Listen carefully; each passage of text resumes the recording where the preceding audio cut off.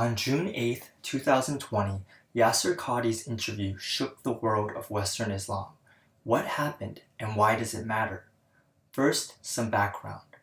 What do Muslims believe about the Quran? There are three basic understandings. First, the Sunday school narrative. The average poorly informed Muslim believes there is one perfect Quran and they don't know anything about the qira'at or different readings. Second, there is the standard narrative. Most Muslim leaders and many more informed Muslims know about the 7 qira'at or different readings of the Quran. They call the Quran a multi-form text and believe it is perfectly preserved as one. Finally, there is the scholar's dilemma narrative. Throughout history, Muslim leaders have debated different interpretations of this standard narrative because Muslim sources presented problems. One such problem is in Shadi Nasser's book that suggests that some qira'at were chosen based on popularity. However, these debates are kept in Islam's closet, away from the average Muslim. This is a story of how one Muslim leader was forced to open Islam's closet to average Muslims, and how the world is responding. Enter Yasir Qahdi. He is a famous American Muslim leader in conservative Western Islam. He has almost 1 million Facebook followers, as young Muslims are attracted to his down-to-earth style and relatively conservative teachings.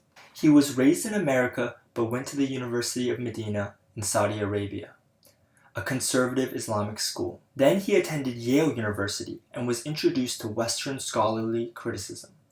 Over time, his views became more moderate. Recently, conservative Muslims like Imran or Dawa Man have criticized YQ's moderating views. In 2016, Yasir Qahdi was discussing the Quran's preservation with other Muslim scholars and students over email. Imran could not refute YQ, but he strongly disagreed, so he leaked the emails online. One evil was that we were going to put out private emails, but we also had another shar, which was that if we don't address this issue right now, this man is going to bring it out. You see, to understand the context, you really have to understand who Yasir Qahdi is. Alhamdulillah. But I'm saying, if he was to release that and we was to give him time to build the people up and put that out there, it would have been a lot worse. It would have been a lot worse. So we said, look, to preempt his move, instead of being reactionary, just to let the people know, because you see, it's against the fitrah to say the Quran's not been preserved. It's almost heresy. I mean, it is heresy. After YQ got more criticism, Muhammad Hijab invited him to his webcast to explain himself. In the bombshell interview, YQ taught us 3 big lessons. And it's very clear to you and to every single very advanced student and specialist that the standard narrative has holes in it. That's what I'm going to say. First, Islam's closet is full of unanswered questions. Muslim leaders keep the closet closed so average Muslims don't have doubts. So the issues of the relationship, of the origins, of the ikhtilaf and all of this should only be discussed amongst those who are familiar with this science. Second, the Western scholars are publicly asking these questions. The internet is spreading these questions to average Muslims. More and more professors and academics are writing stuff and it's being publicized on Twitter in the last 2-3 years. I have had at least, I'd say, a dozen people tweet at me like specific articles like, how do you answer this? And about ulum al-Quran, about qira'at, about makhtutat, about issues. Our ulama in the Eastern world are not aware, by and large, of what's going on in the Western side of things. And they're not answering those questions. Finally, the standard narrative of Quran preservation has holes in it. Now, for the first time, I'm telling you here, what was the crisis? I mentioned it, referenced it, but I never explicitly said it. Why didn't I say it? Because it should not be said in public. But unfortunately, these brothers, because they released the emails, so then I have to then get it. This was the issue. That the issue of ahruf and preservation and qira'at and relationships between them, these are very, very difficult issues. And the most advanced of our scholars, they're not quite fully certain how to solve all of the unanswered questions in there. We have a group that is discussing amongst itself these issues, and alhamdulillah, one of them, I'll just mention this, that the Yaqeen paper on Qira'at, is one of our group members as well. And you can log on to Yaqeen and he has a paper on Qira'at and whatnot. And that's one interpretation that does a great service, but it doesn't answer all the questions. My point being that this issue of Ahruf and Qira'at has troubled the Ummah from the very beginning of times, nothing new. And there are 15 opinions about this. None of them fully answer all of the questions that are raised. Some of them answer more than others in a manner that it needs to be answered. And this is something all of us that are in academia fully acknowledge. Christian critics argue that Muslim leaders have been lying to average Muslims by keeping the holes in the closet. For you Muslims who believed your apologists when they told you that the Quran has been perfectly preserved right down to the letter from the time it was revealed to Muhammad, and that there are no variants anywhere in the manuscript tradition of the Quran, now's a good time to start wondering why your apologists lied to you. Quran scholars saw their Twitter feeds blow up. Dr. Dan Brubaker started his YouTube channel, Variant Quran, that highlights corrections in early Quran manuscripts. So two people, at least, possibly one of them, made a mistake by omitting something. Secular critics shared more unanswered questions about the Quran. Vidu Vids made a video satirizing the interview. There are three main camps of Muslim responses. 1. YQ is being misrepresented, although he should have been more clear.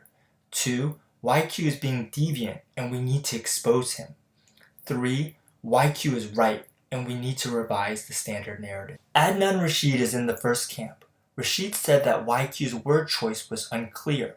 He explained away the holes through arguments about chains of transmission going back to Muhammad, memorization of the Quran, and the Qur'an that Muslims have long acknowledged. Yes, we have the exact physical copies of the Quran from the life of the Prophet. This camp says YQ's words are being twisted. He believes in perfect preservation and has done much good for the Ummah. Leave him alone. Fareed responds Daniel Hakekachu and Dawa Man are in the second camp. They see YQ's comments as clear and dangerous to the Ummah. This camp says YQ has been on this slide to deviance for a long time. We need to stop blindly following popular leaders. We need to call it out. Muhammad Hijab tried to accommodate both YQ and the conservatives. However, his followers complained that the interview was irresponsible, spreading doubts. Hijab later deleted the last 30 minutes of the interview from his channel. Mufti Laith is in the third camp. He hosted Shazad Salim to explain his revised narrative and how it addresses the holes. And then he's like, oh my God, I've got so much hate now, I've got so much hate. And because now the public are either going to force him to pretend he doesn't believe in what in his problems and pretend that there's no problems that he sees, or he's going to have to own his truth and become further disowned. And it's chickens coming home to roost. How did YQ respond? First, he clarified that he believes in perfect preservation, even though Islamophobes are using his words. He said Dr. Brubaker doesn't even know Arabic. He is working on a paper that will allegedly shatter the arguments that the enemies of Islam are making. On July 25th, Yasir Qahdi posted his most comprehensive statement yet. First, he made clear that he's a conservative. Then he wrote, I have certain views of Ahruf/Qur'an that many traditional scholars and even modern scholars agree with. He said the standard narrative is, quote, oversimplified and extrapolates too many generalities. He is working on a revised narrative to address these holes. He pointed to a recent interview with Dr. Akram Nadwi to suggest other scholars have similar views. Regardless of their stance on this issue, Muslims should join together to fight the true enemy, the Islamophobes. However, Fareed was not satisfied. YQ is not being misinterpreted, he argued. He is being interpreted just fine. He showed how non-Muslims were using YQ's comments to attack Islam. This comment on Fareed's video summarizes the criticisms well. Fareed and Dawa Man believe YQ is using the fallacy of equivocation. He is using the right words but giving them different meanings. Perfect preservation means something different to YQ. They want to expose him and protect the Ummah. Right now we're seeing Islam's closet crack open. Average Muslims are seeing the unanswered questions online. Conservative Muslims are trying to use the standard narrative to explain away YQ's comments, and the holes. This has been Islamic Clarity, and we'll keep you posted on what happens next.